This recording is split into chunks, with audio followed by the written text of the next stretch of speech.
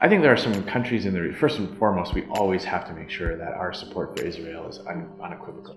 That we always stand with our friend and ally in the Middle East, the country in that region that stands out as a beacon of freedom and a place where people of all faiths are welcome and where the equality of all individuals is fundamental. That's essential. And any threat to that, Canada needs to be not just a strong voice, but actually has to be a meaningful partner in pushing back against. I think there's some opportunities with other countries that have seen the threat of terrorism in their own country. Some countries like Jordan, I think it's important to engage with Pakistan, another member of the Commonwealth that is facing a lot of internal challenges, that Canada can continue to play a role in helping that country to fight against some of the radicalization that's going on within its own borders. So there's lots of opportunities for Canada to be engaged, and I fundamentally reject the liberal approach of trying to normalize relations with the one country in the region that there is a growing consensus is a destabilizing force.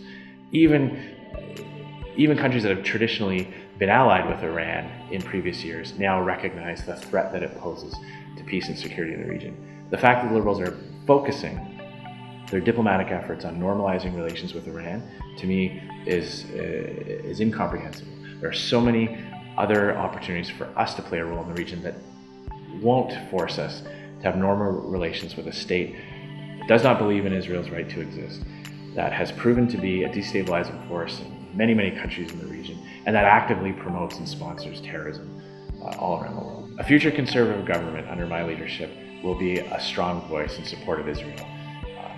Israel is our friend and ally, and it stands out as a beacon of freedom and equality in that region. There are other opportunities to work with countries that want to see a more stable region. We can work with countries like Jordan and others that recognize the threat of terrorism. But what's really hard for me to understand is the approach of the Liberal government to normalize relations with Iran. There's a growing consensus, not just around the world, but even particularly in the Middle East, that Iran is a destabilizing factor, that it is actively engaged in promoting terrorist acts, that it does not recognize Israel's right to exist, that it is not interested in the same goals of peace and security that more and more states in the region are interested in achieving.